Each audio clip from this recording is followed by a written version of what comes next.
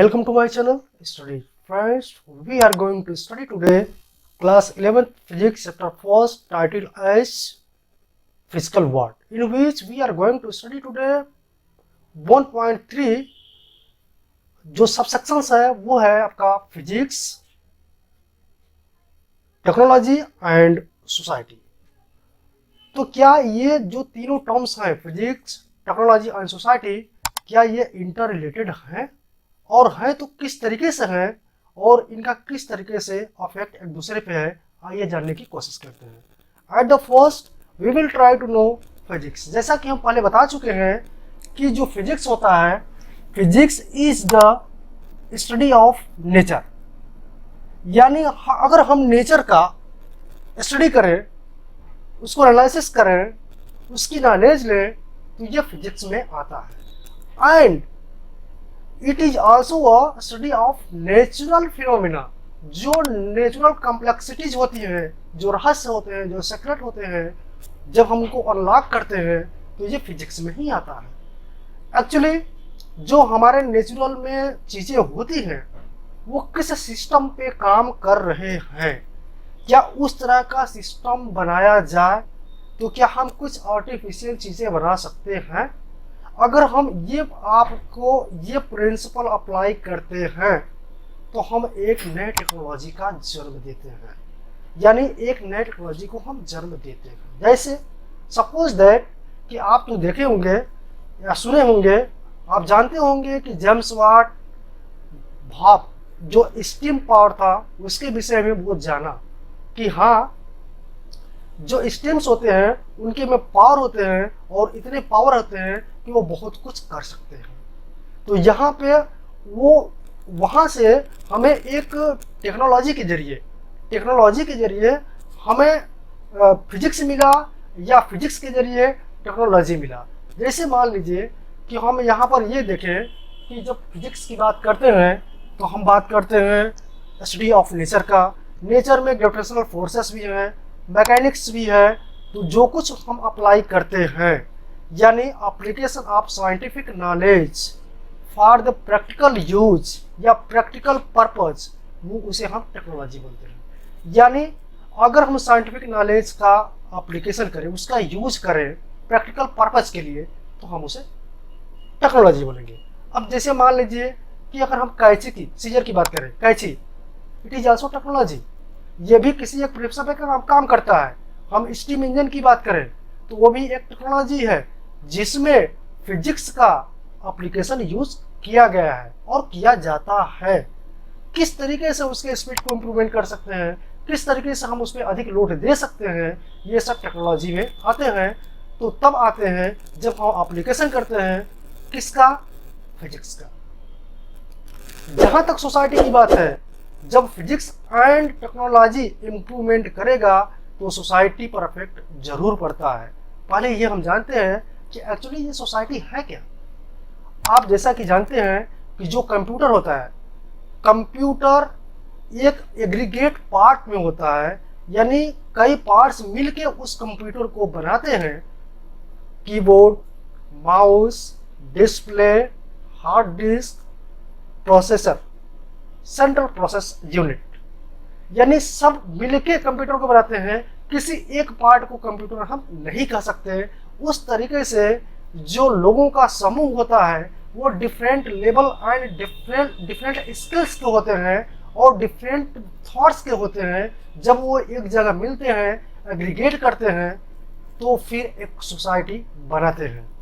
तो आपके जैसा पता है कि जो वो लोग हैं, अगर वो प्रैक्टिकली पर्पज से साइंटिफिक नॉलेज का एप्लीकेशन करेंगे, यानी टेक्नोलॉजी का प्रयोग करेंगे, तो उनके लाइफ में सुधार होगा, इम्प्रूवमेंट होगा, वो जो सोसाइटी है वो बदलेगी।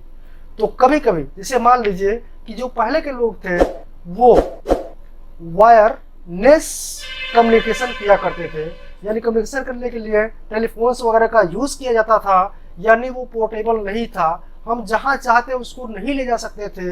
लेकिन आज वायरलेस हो गया है, तो इसकी वजह फिजिक्स ही है, क्योंकि इलेक्ट्रिक एंड मैग्नेटिज्म की डिस्कवर करने के बाद ही जो है वो वायरलेस टेक्नोलॉजी हुआ, जब वायरलेस टेक्नोलॉजी हुआ, तो हमारे पास एक छोटी सी डिवाइस होती है फोन्स, हम उसे बोलते हैं मोबाइल फोन्स। मोबाइल फोन्स इसलिए बोलते हैं क्योंकि मोबाइल्स में होता है कि हम जहाँ चाहें वहाँ उसको ले जाएं, उसे बोलते हैं मोबाइल।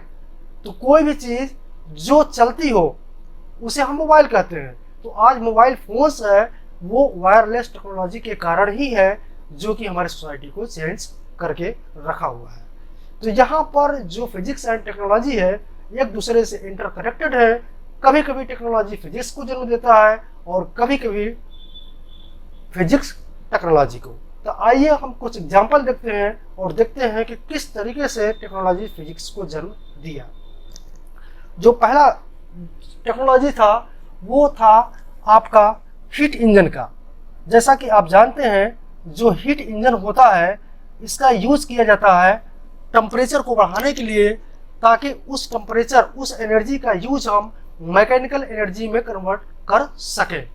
जैसे स्टीम इंजन, और स्टीम इंजन में आप जो पानी वाली जहाज होती है उसमें भी देख सकते हैं इसका यूटिलाइजेशन, और जो ट्रेन या रेल हुआ करती थी भाप इंजन का उसमें भी देख सकते हैं कि वो हीट इंजन पे ही काम किया करती थी।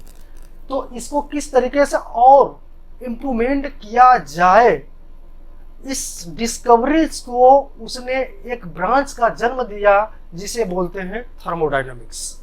तो जो हीट इंजन की जो स्टडी इम्प्रूवमेंट की बात चल रही थी, सोच रहे थे लोग, उससे एक ब्रांच का जन्म हुआ जिसे बोलते हैं थर्मोडायनामिक्स। इसमें टेम्परेचर से रिलेटेड जितने भी स्टडीज होती हैं ये फिजिक्स में इस थर्मोडायनामिक्स में ही होती है। ये रहा कि टेक्नोलॉजी ने फिजिक्स को जन्म दिया। अब आप ये देखेंगे कि फिजिक्स टेक्नोलॉजी को जन्म देगा। जैसा कि मैंने बताया था कि इलेक्ट्रिकल है एंड मैग्नेटिज्म, ये दोनों जब रिसर्च किए गए तो वायरलेस इन टेक्नोलॉजी का डिस्कवरीज हुआ। यानी यहाँ पर एक टेक्नोलॉजी है जो फिजिक्स को जन्म दे रहा है और यहाँ पर जो फिजिक्स है टेक्नोलॉजी को जन्म दे रहा है। लेकिन फिजिक्स को यूज करना उतना आसान नहीं है जितना हम लोग बोलते जा रहे हैं, क्योंकि कुछ इसके एग्जांपल्स हो सकते हैं। रदरफोर्ड ने कहा था कि जो एटम्स के एनर्जी होती है उसे हम टाइप नहीं कर सकते, मतलब उसको हम पकड़ के उसका यूटिलाइजेशन नहीं कर सकते, उसको हम कवर नहीं कर सकते, वो फ्री है, मतलब we are not able to use the energy of atoms. लेकिन इसको जो कुछ ही सालों के बाद दो साइंटिस्ट थे, एक आपके हान थे और एक मिटनर थे, जिन्होंने ये करके दिखाया। वो क्या था? यूरेनियम डिफ्यूजन सिस्टम, जो न्यूट्रॉन से टकराने के बाद डिफ्यूज होने के बाद एक टेम्परेचर क्रिएट कर रहा था, जिसका यूज आज थर्मल पावर, न्यूक्लियर पावर यानी इलेक्ट्रिसिटी को जनरेट करने और न्यूक्लियर वेपन्स यानी परमाणु बम बनाने में यूज किया जाने लगा।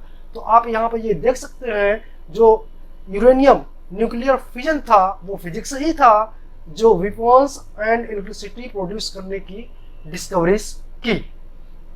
अब आगे बढ़ते हैं। तो ये आपका पहला पॉइंट था, ये आपका दूसरा पॉइंट है। तीसरा पॉइंट आप जैसा कि मैंने बताया कि जो यूरेनियम फ्यूजन है, यूरेनियम फ्यूजन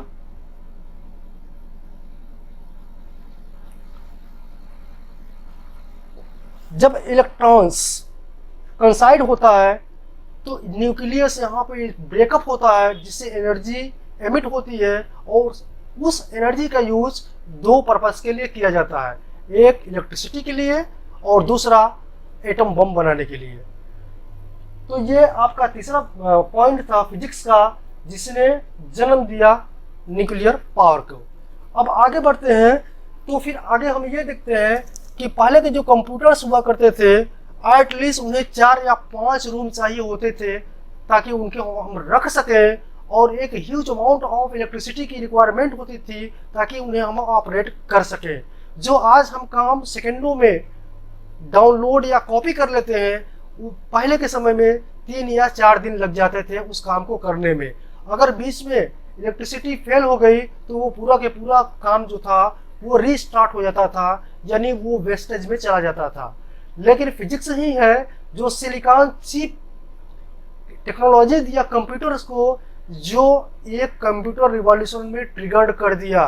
कंप्यूटर की साइज बढ़ गई, एफिशिएंसी सॉरी कंप्यूटर की साइज घट गई, वो छोटा से छोटा होता चला गया, बट उसकी जो एफिशिएंसी है, जो उसकी कैपेसिटी है, वो बढ़ती चली गई और हम उसको इजीली यूजर फ्रेंडली यूज करने लगे। तो ये फिजिक्स ही है जो कम्युनिकेशन एंड टेक्नोलॉजी में क्रांति लाके रखा। This was the fourth point. और नेक्स्ट जो है, जो अभी दिया हुआ है और देगा, वो है अल्टरनेट एनर्जी ऑप्शन। जो हमारे पास एनर्जी है, जैसा कि हमें पता है कि जो हम आज कोयले से बिजली बनाते हैं, वाटर जो है उससे बनाते हैं, और जो फिजिक्स है ये वाटर से एनर्जी बनाने, wind energy power and solar energy power को जन्म दिया है। लेकिन इसमें कुछ और करने की जरूरत है, और इस आशा के साथ कि फिजिक्स इसको अकम्प्लिश करेगा, पूरा करेगा, यहीं पर यह टॉपिक समाप्त होती है। तो आज हम लोगों ने पढ़ा फिजिक्स, टेक्नोलॉजी एंड सोसाइटी। मिलते हैं नेक्स्ट वीडियो में नेक्स्ट सेक्शन के साथ।